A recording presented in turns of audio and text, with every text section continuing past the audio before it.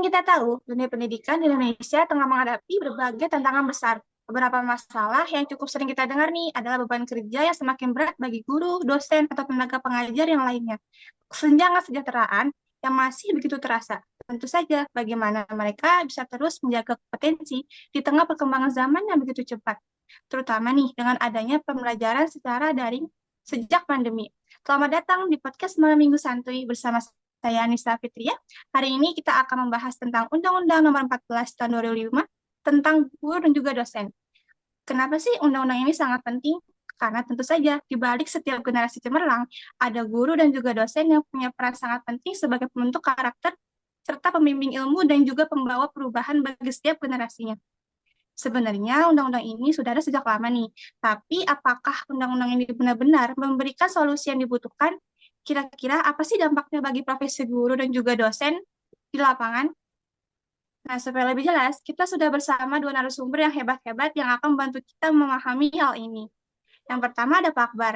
Beliau adalah seorang guru SMA yang sudah berpengalaman mengajar dan juga menghadapi berbagai langsung isu di lapangan. Halo, selamat datang Pak Akbar. Apa Halo Mbak kabar? Nisa, kabar saya baik. Terima kasih sudah mengundang saya di podcast kali ini. Saya Tupa yang berterima kasih karena Bapak telah berkenan datang ke sini untuk berdiskusi dengan kita semua.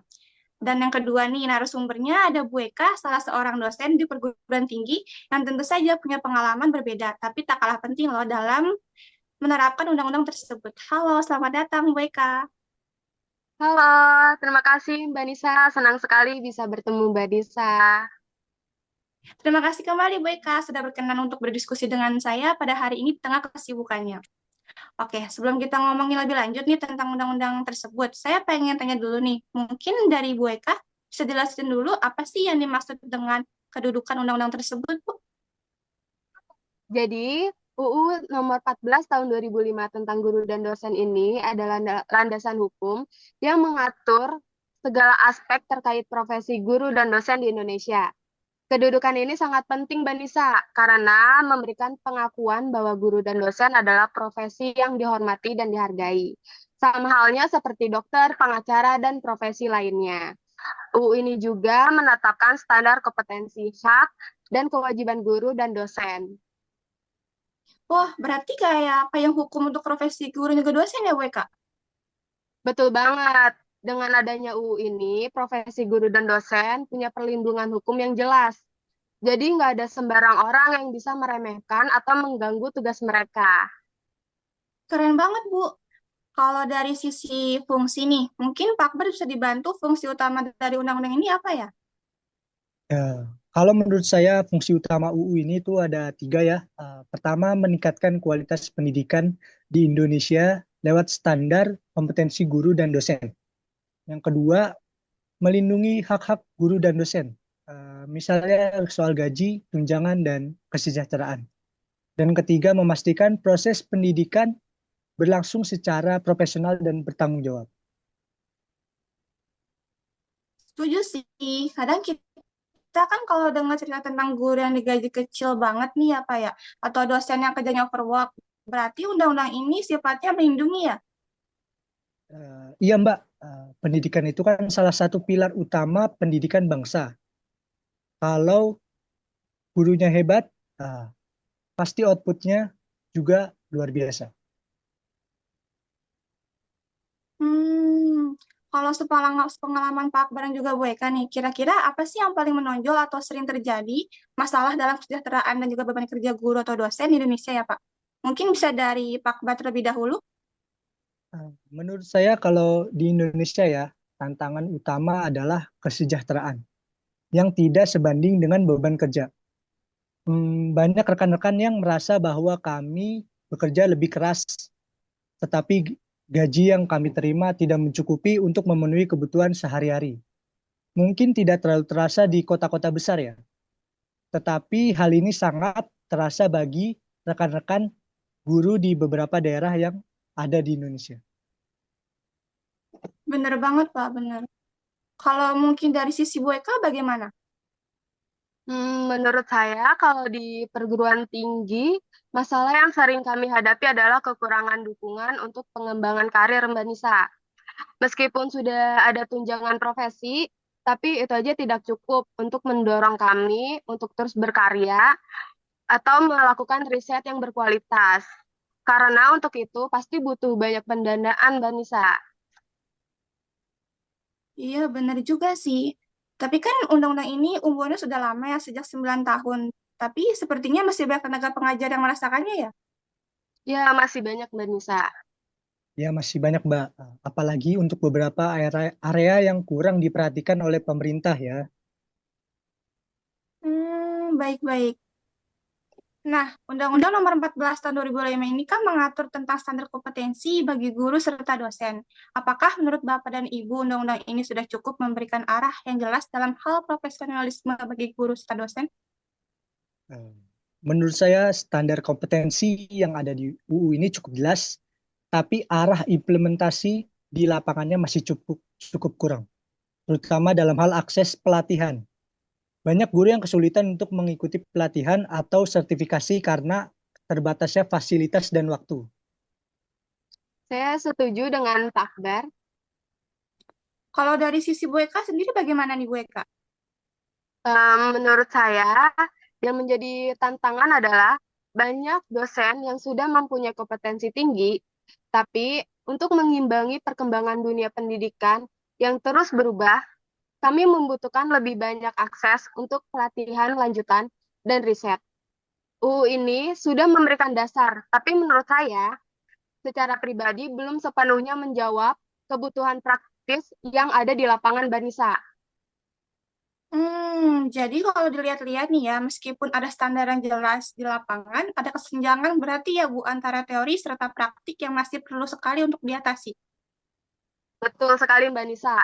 Sangat penting untuk lebih memperhatikan perkembangan profesionalitas di semua level pendidikan, baik itu dari sekolah dasar hingga perguruan tinggi.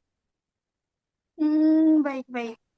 Bicara soal kualifikasi, saya pengen tahu nih, di undang-undang ini kan dijelaskan ya kalau guru serta dosen harus memenuhi kualifikasi tertentu. Mungkin dari Bu Eka sendiri bisa kasih insight untuk kita semua? Tentu boleh, Mbak Nisa. Jadi sesuai pasal 9 UU No 14 tahun 2005, guru harus memiliki kualifikasi akademik minimal S1 atau D3 dan dosen S2. Ini untuk menjadi memastikan tenaga pendidik punya dasar keilmuan yang cukup untuk mengajar sesuai bidangnya. Berarti kalau misalkan kita mau jadi tenaga pengajar harus S1 ya Bu minimal ya Bu ya? Iya, betul. Kalau soal kompetensi, saya pengen tahu nih, gimana tuh menurut pandangan Pak Akbar sendiri? Kompetensi ini mencakup 4 aspek utama. Pertama pedagogik, kedua kepribadian, ketiga sosial, dan keempat profesional. Guru dan dosen nggak cuma harus paham materi, tapi juga cara menyampaikan, punya kepribadian yang baik, bisa berinteraksi dengan masyarakat, dan benar-benar ahli dalam bidangnya. Oh, jadi bagi seorang guru serta dosen itu selain pintar akademik juga harus pintar bersosial dengan masyarakat ya Pak Akbar ya? Iya, iya betul Mbak Nisa. Masuk akal banget sih. Selanjutnya nih saya penasaran nih sama tentang sertifikasi. Menurut Bu Eka, kenapa sih sangat penting sertifikasi ini? Sertifikasi itu sangat penting karena semacam pengakuan resmi dari negara kalau guru atau dosen itu memenuhi standar kompetensi. Selain itu, sertifikasi juga jadi syarat buat mendapatkan tunjangan profesi, Mbak Nisa. Wah, jadi kalau kita punya sertifikasi diakui tersebut, kita bisa dapat tunjangan ya Bu Eka ya? Iya, betul sekali, Mbak Nisa. Kalau tentang hak dan kewajiban guru serta dosen, mungkin dari Pak Akbar bisa jelasin nggak ya kira-kira apa aja nih hak-hak guru serta dosen tersebut? Pastinya Mbak Nisa, hak utama mereka itu gaji yang layak, pengembangan profesi, perlindungan hukum, dan jaminan kesejahteraan. Tapi jangan lupa, ada kewajibannya, misalnya merencanakan dan melaksanakan pembelajaran, meningkatkan kualitas diri, dan memberikan teladan yang baik. Mantap, mantap, mantap. Kalau soal wajib kerja serta ikatan dinas, ini kan sering jadi diskusi hangat banget ya di Indonesia. Mungkin Bu Eka bisa dibantu dijelasin? Tentu boleh, Mbak Nisa. Jadi, Wajib kerja dan ikatan dinas biasanya berlaku untuk guru atau dosen yang mendapatkan beasiswa atau bantuan dari pemerintah. Intinya, Mbak Nisa, mereka harus mengabdikan dalam jangka waktu tertentu di institusi pendidikan yang ditentukan. Kalau enggak, mereka bisa dikenakan sanksi administratif atau pengembalian dana. Berarti kalau misalkan dalam masa pengabdian guru serta dosen ini lalai tanggung jawab, mereka bisa dikenakan sanksi Iya, ya Bu betul Eka ya? sekali, Mbak Nisa. Mungkin terakhir ada pesan buat pendengar kita di rumah tentang pentingnya memahami undang-undang ini dari Bu Eka sendiri bagaimana ya? Buat teman-teman pendidik, pelajari hak dan kewajiban kalian. UU ini dibuat supaya profesi guru dan dosen benar-benar dihormati dan dijaga kualitasnya. Setuju banget, Mbak Eka. Jangan hanya fokus ke haknya, tetapi juga laksanakan kewajiban dengan sebaik-baiknya. Pendidikan yang baik Hmm, dimulai dari pendidik yang berdedikasi terhadap profesinya. benar-benar. Berarti undang-undang ini sangat penting ya, Bapak dan Ibu Eka. Ya, Betul sekali, Mbak Nisa. Oke, setelah kita membahas tentang kedudukan, kualifikasi, kompetensi, serta hak dan juga kewajiban tentang undang-undang ini, saya penasaran nih terkait kesejahteraan tenaga pendidik. Mungkin ini isu yang cukup sering digembor-gemborkan, tapi ya sampai sekarang belum ada action dari pemerintah ya. Nah, ngomongin soal kesejahteraan khususnya untuk guru honorer, kita kan tahu ya kalau di Indonesia ini masih banyak sekali guru honorer yang gajinya sangat jauh dari kata cukup. Ini kan bisa jadi masalah ya, cukup besar di dunia pendidikan kita ini. Mungkin bisa di-share bagaimana pandangan Pak Akbar sebagai guru nih tentang masalah ini, terutama terkait dengan gaji guru honorer yang sangat jauh dari harapan. betul banget sih. Ini jadi masalah yang cukup serius, tapi ya gimana ya? Gaji guru honorer memang sangat bervariasi dan seringkali jauh dari kata cukup. Misalnya ada yang hanya menerima gaji beberapa ratus ribu per bulan, bahkan ada loh yang tidak mendapat gaji tetap, tergantung daerahnya masing-masing. Padahal mereka sudah mengabdikan waktu dan tenaga yang besar untuk mendidik anak bangsa tanpa kenal lelah. Dan menurut saya, hal ini kemungkinan besar sangat mempengaruhi motivasi dan kualitas pengajaran mereka. Oh, jadi meskipun undang-undang ini sudah memberikan tunjangan profesi bagi guru serta dosen yang sudah bersertifikat atau sudah menjadi PNS ya, tapi kenyataannya masih banyak guru honorer yang belum mendapatkan perhatian yang sama ya, Pak ya. Betul, betul. Kalau dari sisi Bu Eka sendiri bagaimana ya? Kira-kira undang-undang ini sudah cukup mendukung kesejahteraan guru honorer kah? Atau masih ada hal yang perlu diperbaiki? Dari kacamata saya rasa perlu adanya reformasi dalam hal kesejahteraan guru honorer. Memang ada beberapa daerah yang sudah memberikan tunjangan kepada guru honorer, tetapi secara umum distribusinya masih belum merata. Seharusnya pemerintah pusat bisa memberikan fasilitas dan anggaran yang lebih besar untuk memastikan bahwa guru honorer mendapatkan penghasilan yang layak. Kalau kita bicara tentang kesejahteraan, tentu tidak hanya soal gaji Banisa, tetapi juga fasilitas yang mendukung mereka untuk terus berkembang, seperti pelatihan dan akses ke teknologi pendidikan. Kita harus jauh lebih memperhatikan guru honorer tanpa menganggap enteng guru yang sudah menjadi PNS. Nah, benar banget, Bu Eka. Gaji yang rendah tentu berpengaruh pada motivasi dan juga kualitas pengajaran, yang ujung-ujungnya berdampak pada kualitas pendidikan secara keseluruhan berarti ya, Bu ya? Iya, betul sekali Mbak Nisa. Lantas apa sih menurut Pak Akbar nih, sebagai guru yang seharusnya dilakukan agar guru honorer bisa mendapatkan hak yang setara dan lebih layak pastinya? Menurut saya, Mbak, harus ada pengaturan yang lebih jelas mengenai status dan hak guru honorer. Salah satunya adalah dengan memberikan pengakuan yang lebih formal terhadap mereka, sehingga mereka bisa mendapatkan pendapatan yang lebih stabil dan layak. Selain itu, pemerintah juga harus memperhatikan kesempatan pelatihan bagi guru honorer, karena pengembangan kompetensi mereka sama pentingnya dengan guru yang sudah berstatus PNS. Begitu, Mbak. Benar sekali. Berarti guru honorer juga harus mendapatkan perhatian yang lebih serius ya, Pak ya? Betul, betul. Mereka punya peran yang sangat penting dalam dunia pendidikan, terutama di daerah-daerah yang kekurangan tenaga pendidik. Kalau mereka mendapatkan kesejahteraan yang lebih baik, saya yakin nih, pasti kualitas pendidikan kita juga akan lebih meningkat.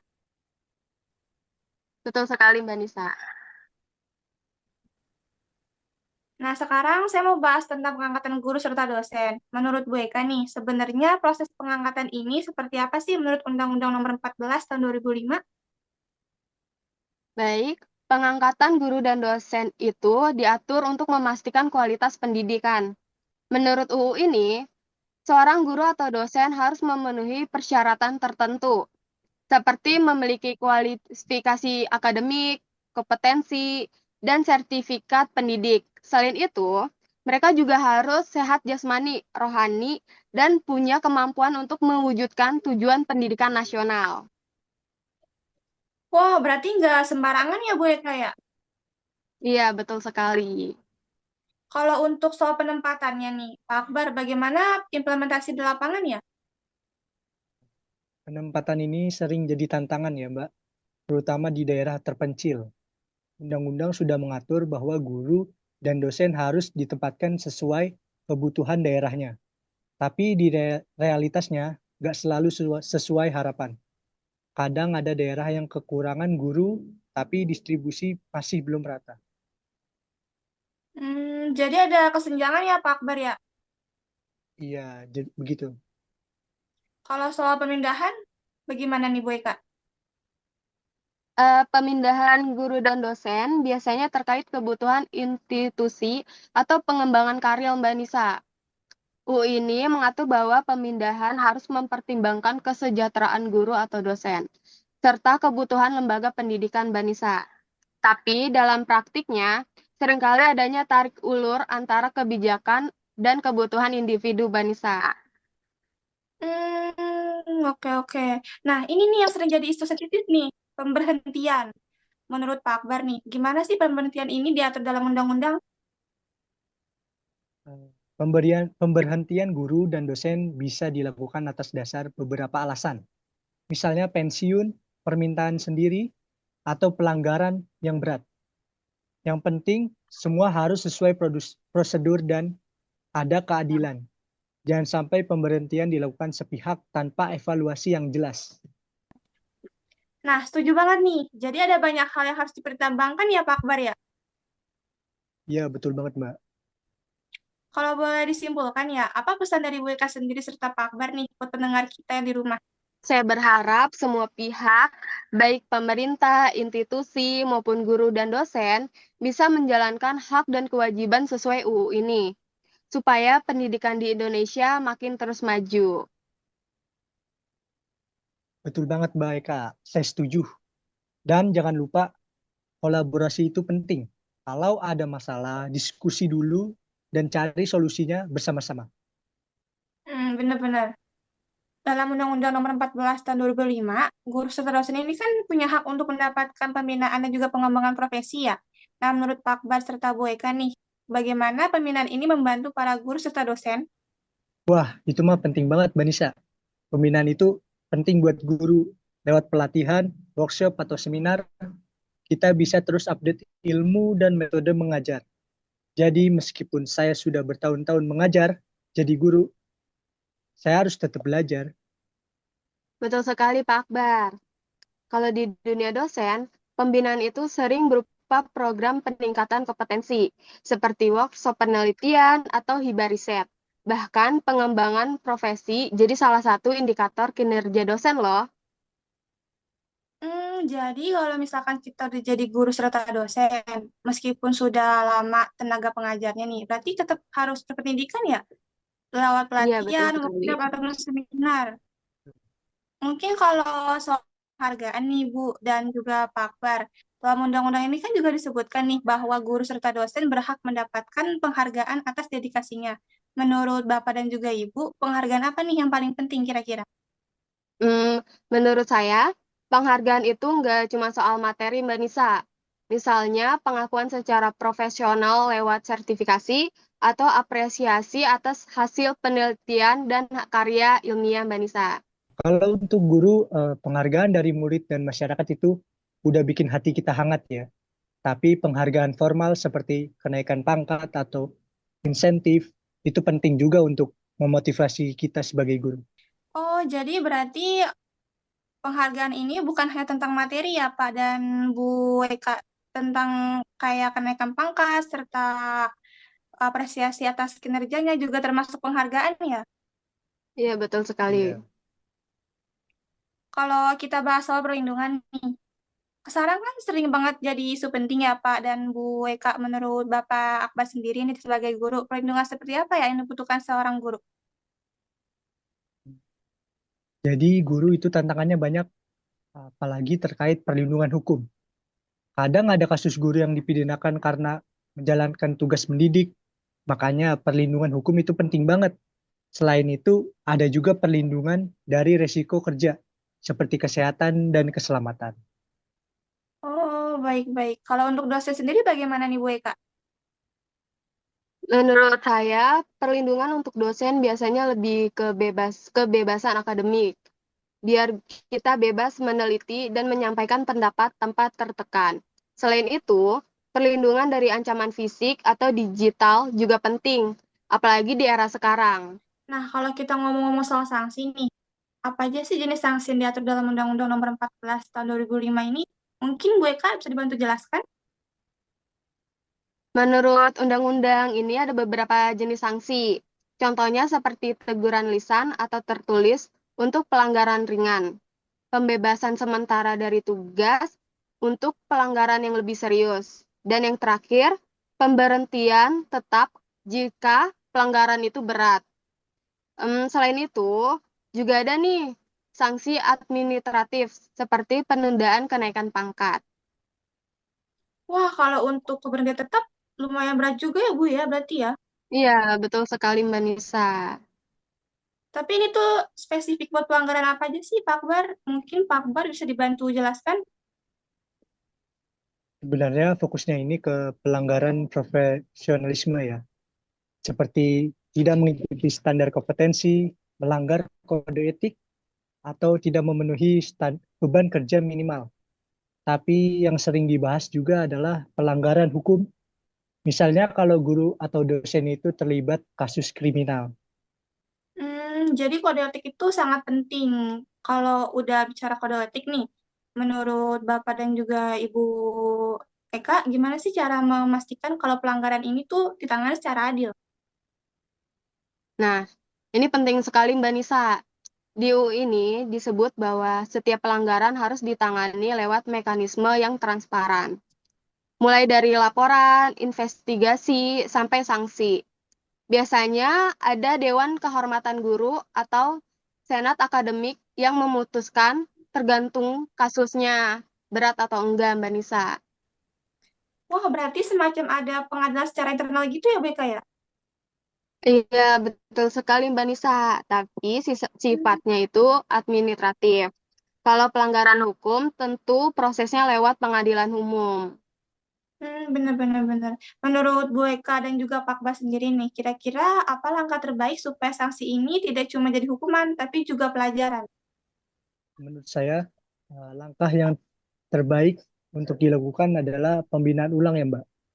Guru dan dosen yang terkena sanksi harus dapat pembinaan supaya tidak mengulangi kesalahannya itu lagi. Setuju. Dan yang penting juga adalah tindakan preventif. Mungkin dengan adanya sosialisasi kode etik dan aturan sejak awal. Oh, kalau mengenai ketentuan peralihan, menurut Bu Eka dan juga Pak Akbar nih, kira-kira apa sih sebenarnya yang dimaksud dengan ketentuan peralihan di undang-undang ini? Jadi, ketentuan peralihan itu bagian dari undang-undang yang mengatur proses transisi dari sistem lama ke sistem yang baru. Dalam konteks Undang-Undang Nomor 14 Tahun 2005, ini mengatur bagaimana guru dan dosen yang sudah aktif sebelum undang-undang ini disahkan tetap bisa diakomodasi, tapi juga harus memenuhi standar yang baru. Misalnya seperti soal sertifikasi pendidik, kualifikasi akademik, dan pelatihan profesional. Oh, baik, baik, baik. Nah, kalau Bu Eka ini kan sebagai dosen ya, menurut Anda sendiri, bagaimana Anda melihat implementasi dari ketentuan peralihan ini, khususnya di dunia perguruan tinggi? Kalau di perguruan tinggi, tantangannya ada di kualifikasi akademik dan sertifikasi dosen. Sebelum undang-undang ini, banyak dosen yang hanya memiliki gelar sarjana saja, Banisa. Dengan adanya ketentuan peralihan, mereka diberikan waktu untuk menyesuaikan. Misalnya dengan melanjutkan ke pendidikan ke jenjang magister atau doktor. Namun, ini bukan tanpa tantangan. Ada masalah biaya, waktu, bahkan akses ke program studi. Betul ya, ini mungkin bisa jadi tantangan juga nih untuk guru di sekolah. Bagaimana Pak Akbar sendiri sebagai seorang guru? Iya, Mbak Nisa. Ya, di sekolah itu tantangan terbesarnya sertifikasi pendidik. Banyak guru yang merasa terbebani dengan syarat administratif. Sementara mereka juga harus tetap fokus untuk mengajar. Apalagi guru-guru yang sudah senior, yang sudah puluhan tahun mengabdi, sering merasa kesulitan mengikuti perubahan ini. Wah, jadi memang butuh upaya yang besar ya Pak pada semua pihak. Kalau menurut Bu Eka dan Pak Akbar sendiri nih, kira-kira apa sih langkah yang harus dilakukan pemerintah untuk mendukung para guru serta dosen ini? Dimulai dari saya ya, kalau menurut saya pemerintah harus lebih proaktif dalam memberikan pendampingan dan pelatihan, khususnya untuk guru-guru yang sudah senior. Selain itu, proses sertifikasi juga harus lebih sederhana dan relevan dengan kebutuhan di lapangan. Setuju sekali Pak Akbar. Selain itu, pemerintah juga perlu memperluas akses ke pendidikan lanjutan, seperti menyediakan beasiswa atau program pendidikan jarak jauh yang berkualitas. Jadi, dosen dan guru bisa tetap bekerja sambil meningkatkan kualifikasi mereka. Oh, masukan yang sangat bagus ya dari Pak Akbar serta Bu Eka. Pembicaraan kita makin menarik nih. Nah, berbicara tentang Undang-Undang Nomor 14 Tahun 2005, tentu kita tidak bisa lepas dari perubahan dunia pendidikan yang sangat cepat. Dengan adanya pembelajaran daring pasca pandemi, yang pastinya dirasakan oleh Bapak dan juga Ibu Eka sendiri tentunya, serta teknologi yang terus berkembang. Menurut Bapak dan juga Ibu Eka, apakah undang-undang ini sudah cukup relevan bagi untuk mengatasi perubahan tersebut? Kalau di perguruan tinggi, tantangannya lebih ke bagaimana cara meningkatkan kualitas riset dan mengintegrasikan teknologi dalam pembelajaran. Undang-undang ini memang sudah memberikan dasar, tapi implementasinya harus lebih fleksibel untuk menjawab kebutuhan perubahan zaman. Kalau menurut saya ini menjadi tantangan yang cukup cukup besar. Pembelajaran daring mengharuskan kita sebagai tenaga pengajar untuk menguasai teknologi pendidikan sesuai dengan perkembangan zaman. Namun tidak semua guru siap dengan perubahan ini, terutama di daerah yang masih kekurangan fasilitas. Jadi saya rasa UU ini perlu mengakomodasi lebih banyak lagi soal pendanaan dan pelatihan bagi guru untuk menghadapi perkembangan di era digital saat ini. Baik. Ada satu lagi nih, Bu Eka dan juga Pak Akbar terkait isu tentang kritis siswa zaman sekarang ya. Pastinya Bapak dan Ibu sendiri merasakannya kan, dengan adanya akses informasi yang mudah melalui internet, anak-anak zaman sekarang cenderung lebih kritis nih terhadap berbagai hal. Gimana sih cara Bapak dan Ibu menghadapinya? Wah, betul betul betul. Kekritisan siswa di zaman sekarang menurut saya cukup tinggi dan ya hal itu hal yang positif sebenarnya karena mereka lebih berpikir secara analis dan kritik terhadap informasi. Namun tantangannya adalah bagaimana kita sebagai tenaga pengajar bisa membimbing mereka untuk menjadi siswa yang kritis namun tetap bijak. Menurut saya, salah satu hal yang bisa dilakukan adalah dengan memberi mereka ruang untuk berdiskusi.